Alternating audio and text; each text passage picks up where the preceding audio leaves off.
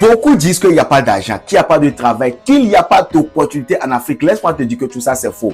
La seule question que tu dois te poser est que, est-ce que tu vas rester spectateur, regarder les autres s'enrichir, ou bien tu vas prendre ton destin en main pour que durant les 5 prochaines années, oui, tu peux devenir riche. Alors, si tu décides de prendre ton destin en main, tu es le bienvenu sur cette chaîne. Moi, c'est Sagada. Ici, je te parle de business, idées concrètes que tu peux mettre en application juste après avoir suivi la vidéo. Aujourd'hui, je te parle de business très rentable. C'est le business de la friperie. Pas n'importe quelle friperie, hein, la friperie de luxe. Tu sais, nous sommes en Afrique et les gens veulent les choses de qualité. Les gens veulent les vêtements de marque, mais ils n'ont pas souvent les moyens. C'est là que tu te positionnes pour pouvoir faire quoi? Pour pouvoir leur proposer les vêtements de marque, mais de friperie, ce sont, mais on va dire friperie de luxe en quelque sorte. Maintenant, pourquoi tu vas te lancer sur ce business? Première raison pour laquelle tu vas te lancer sur ce business, c'est qu'il y a une rentabilité à se faire. Rentabilité à se faire est que tu vas aller dénicher ces pièces-là, ces habits, ces pantalons, tout ça à bas prix. Parce que c'est de la friperie. Mais tu vas revenir maintenant vendre ça cher parce que quoi? Ce sont des marques. Qu'on parle de Louis Vuitton, original bien sûr, pas les contrefaçons. Qu'on parle de Gucci, les sacs Gucci. Qu'on parle de tout ça. Et on sait que quoi? C'est l'original à les amis.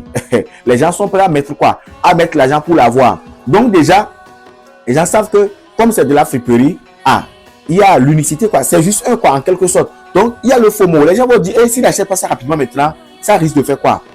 Quelqu'un risque de venir prendre ça. Donc, toi, tu te positionnes ce business pour pouvoir juste vendre les vêtements de marque. Tu vois, n'est-ce pas? Maintenant, pour pouvoir communiquer sur ton business, tu te positionnes sur Facebook ou soit sur TikTok ou bon, sur Instagram. Et tu cibles ces réseaux-là parce que là-bas, tu peux cibler ceux à qui tu vas vendre. Tu peux cibler. Et tu vas voir que c'est là-bas qu'il se trouve quoi? C'est là-bas qu'il y a la jeunesse. La jeunesse est là-bas. Il y a une catégorie de personnes qui sont là-bas. Ceux que tu cibles, c'est là-bas ils sont.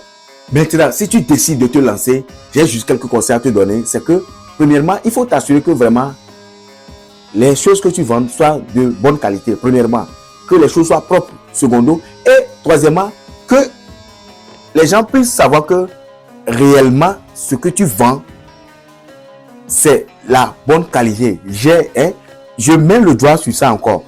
Faut que ça puisse être de la bonne qualité. Faut pas que ça soit de la contrefaçon. Que ça soit propre. Que les gens puissent savoir que ce que tu vends, elle est propre, elle est nickel. Là, les gens puissent te faire confiance.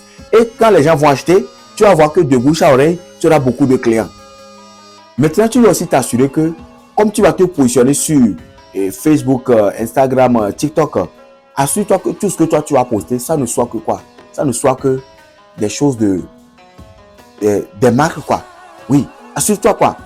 Toi, tu ne publies que les choses de marque. Les choses que tu as, tu publies ça. Juste les choses de marque. Là-bas, tu ne vas pas aller publier les affaires d'église aujourd'hui, les affaires de toi. Non, non. Quelqu'un a fait quelque chose. Non, non. Toi, tu te concentres juste sur ton business.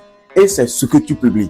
Si tu as aimé cette vidéo, like-la, partage-la et abonne-toi si tu n'étais pas encore abonné. Parce que prochainement, je reviens avec des business que tu peux lancer juste après avoir suivi la vidéo. Bye bye.